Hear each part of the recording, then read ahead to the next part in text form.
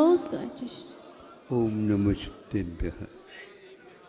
अहिंसा परमो धर्म की आचार्य गुरुवर श्री ज्ञान सागर मुनि महाराज की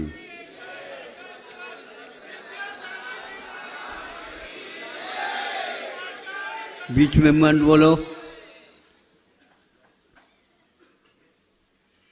आज का यह प्रसंग कर्म बंध का चला है। 8वां अध्याय है, प्रारंभ से लेकर अंत तक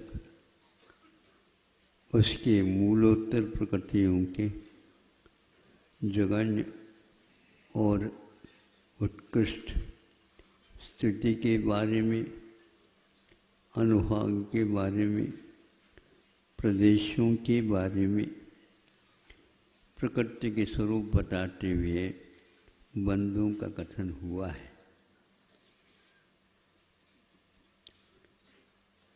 तत्वों का ज्ञान लगातार चल रहा है। 7 तत्व होते हैं, ये सब लोगों को ज्ञात है।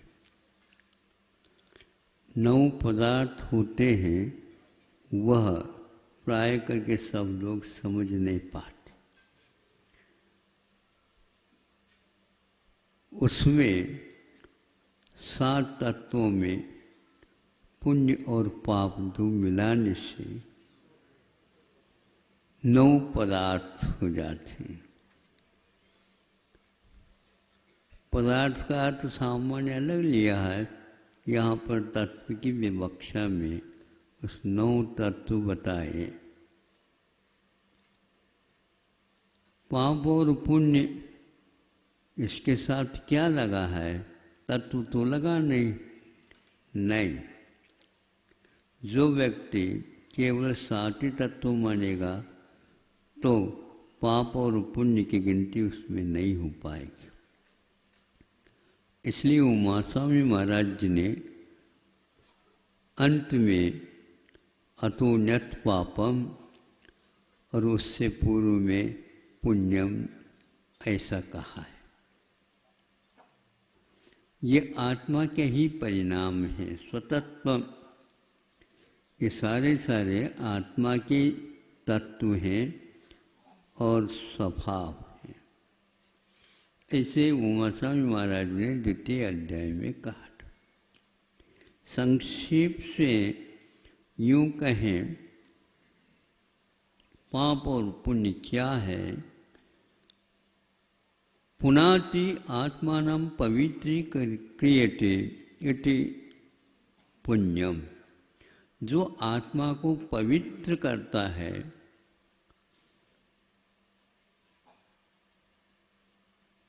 साफ सुथरा बना देता है, उसका नाम पुण्य है। ये आचार्यों की वाणी है। महाराज फिर इनकी निर्जरा कैसे करें? ये जब पुण्य है, इसकी निर्जरा होनी नहीं चाहिए। बिल्कुल ठीक कह रहे हैं आपका। वह पुण्य इसीलिए है कि केवल पाप का वह प्रक्षालन करता। फिर उसका प्रक्षालन की कोई आवश्यकता नहीं, वो अपने आप ही बच्चों को निला देते हैं। फिर इसके उपरांत अच्छे ढंग से होता है। जो कुछ लगाने योग्य था वो सब लगा करके फिर इसके उपरांत कह देते, बेटा धूप में खड़े हो जा। याद आ रहा है? अपने आप ही वह सूख जाता है, उसको हटाने की कोई आवश्यकता नहीं। एक बूंद अपने में टपक करके वह 10 मिनट में ठीक हो जाता है। उसी प्रकार ये पुण्य अंतिम गुणस्थान तक, अंतिम क्षण तक याद उदय में रहता है। फिर इसके उपरांत जो भीतर से कर्मों को निर्जरा करनी थी, वो पुण्य का ही विषय था। और अंत में वो समाप्त हो जाता है। इसलिए पवित्रीक्रियते आत्मा ये कहा है। पुनाति आत्मानमिति पुण्यम, जो आत्मा को साफ कर देता है, धो देता है, उसका नाम पुण्य। पाप क्या है? बहुत विचित्र परिभाषा है ये पाप की बताई। पाति आत्मानम धर्मात् इति पापम, जो आत्मा को बचाता है। सुन रहे हो? सुनो। जो आत्मा को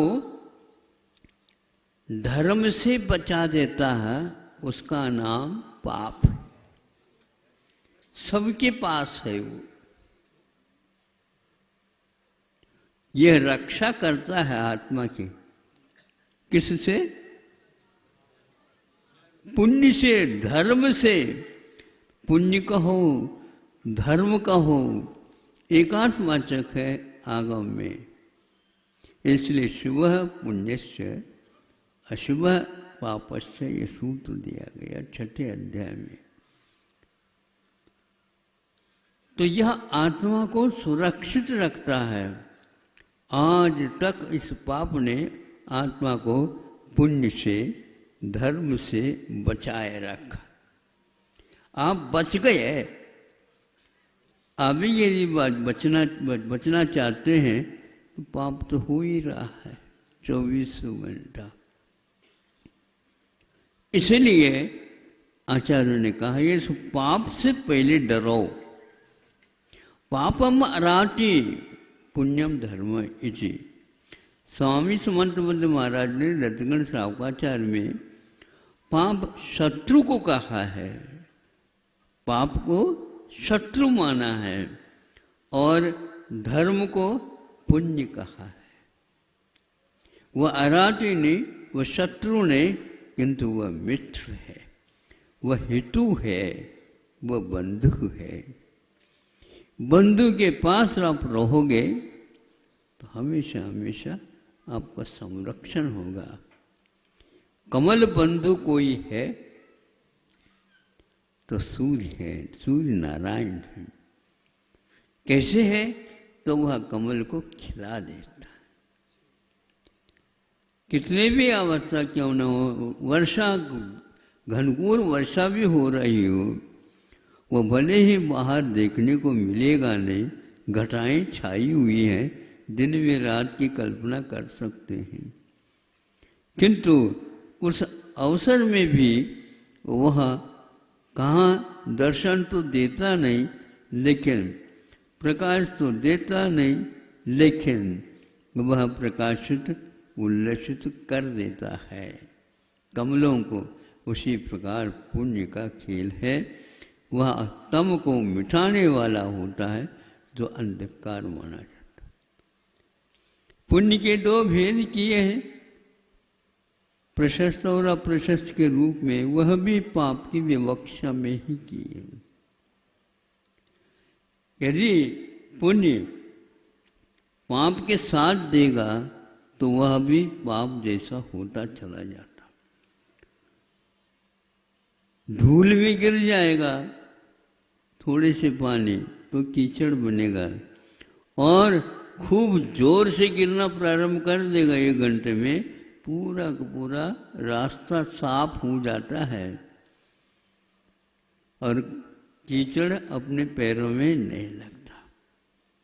इस प्रकार सिद्धांत ग्रंथों के वाचन करने से, अध्ययन करने से हमें इन 8 कर्मों के विषय में होता।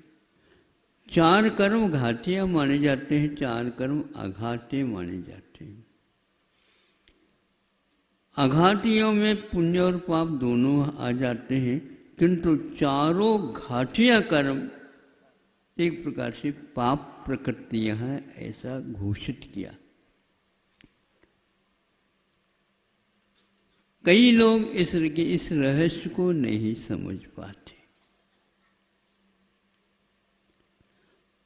निर्जरा करने के लिए उन्होंने बताया, निर्जरा सर्वप्रथम पाप की अप्रशस्ति की होती है, पुण्य की निर्जरा होती नहीं, आप ग्रंथ पढ़ लो, हमारे कहने से नहीं, आप स्वयं के ऊपर कृपा करके पढ़ लो। उसमें मिलेगा आपको सर्वप्रथम पाप की ही निर्जरा होती है, पुण्य के बाद में होती है। होती है क्या नहीं होती, होती यदि कहाँ है ये भी बताया, लेकिन तब तक नहीं होती पुण्य की निर्जरा जब तक पाप पूर्णतः साफ नहीं होता।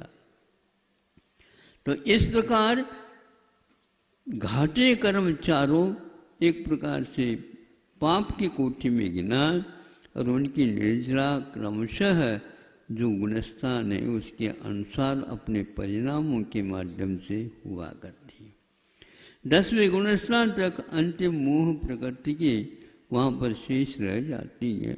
लोभ उससे पहले क्रमशः जैसे उनकी साधना उसके अनुसार निर्जरा होती है। इसलिए पाप की निर्जरा का कथन नहीं करते हुए पहले पुण्य को ही समाप्त करने का जो कथन करता है 7 तत्वों के मूलमाला में, लेकिन वह गलत कह रहा है। पहले मिथ्यात्व के अथवा अनंतानुमंत की निर्जरा, ये दोनों घाटिया कर्म हैं।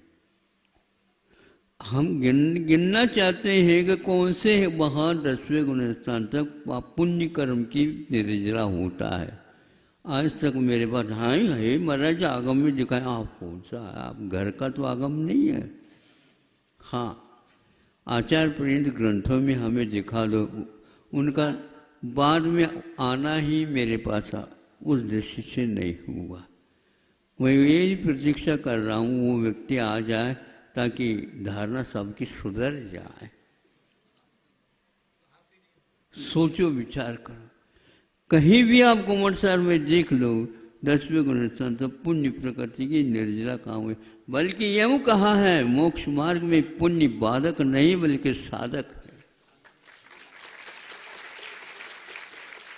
क्योंकि बाधक नहीं इसलिए वो साधक है क्योंकि जैसे जैसे सम्यक दर्शन उत्पन्न होता है वैसे वैसे विकास होना प्रारंभ हो जाता है, तो पुण्य का वर्धन ही होता है, पाप का घटन होता चला जाता है।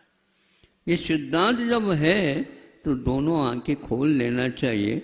यदि कमज़ोर है तो चश्मा लगा लेना चाहिए, यदि नंबर बढ़ गया तो चश्मा उतार लेना चाहिए।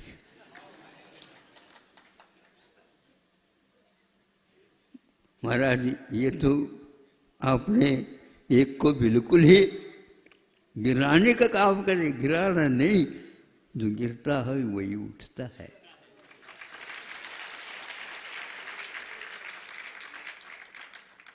इसलिए गिराने की बात नहीं।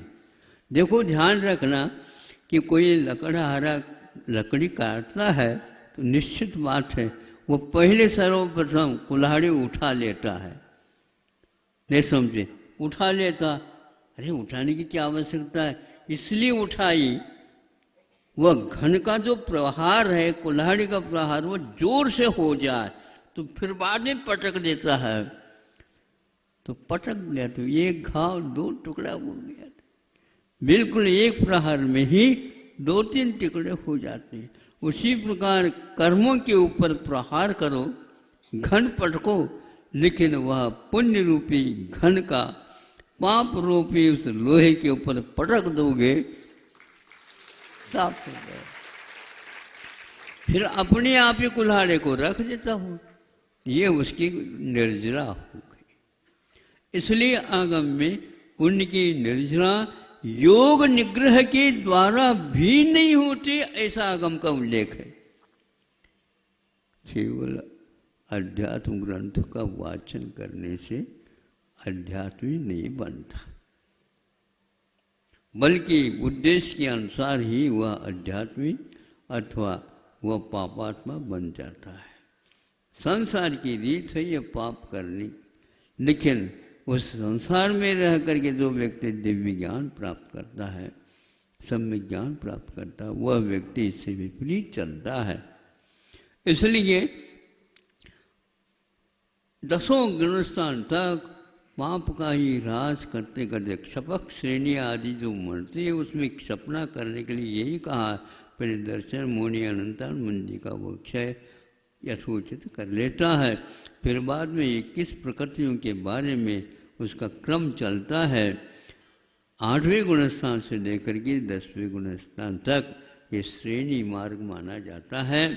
क्षपक श्रेणी और उपशम श्रेणी आदि होते हैं, उसके अनुसार वहाँ 10वें गुणस्थान में जा कर के वह मोहिनी कर्म का जो कि लोभ है अंतिम क्षण में उसका पाठ कर देता है। बाद में साता भेजने का बंद अकेला होता है, उसकी निर्जरा की बात ही नहीं कही। पूर्व में बंधे हुए कर्म जो साता इत्यादि हैं शुभ बंध, उनकी भी निर्जरा वहाँ पाप के साथ पहले कर देता, उसका पहले नहीं करता है। अंत में उदय में आकर के जाने वाले 12 या 13 प्रकृतियाँ रहती, वो सारे के सारे उपयोगी है। इस प्रकार 14 गुणस्थान के अंत समय तक एक कार्यक्रम होता है। इसलिए पाप को छोड़ करके शेष जो प्रकृति यहाँ अपने अपने गुणस्थान के अनुसार सुमुख संक्रमण के माध्यम से चले जाते हैं। एक कर्म की निर्जरा और संवर की विधि आचार्यों ने बहुत विस्तार के साथ किया है।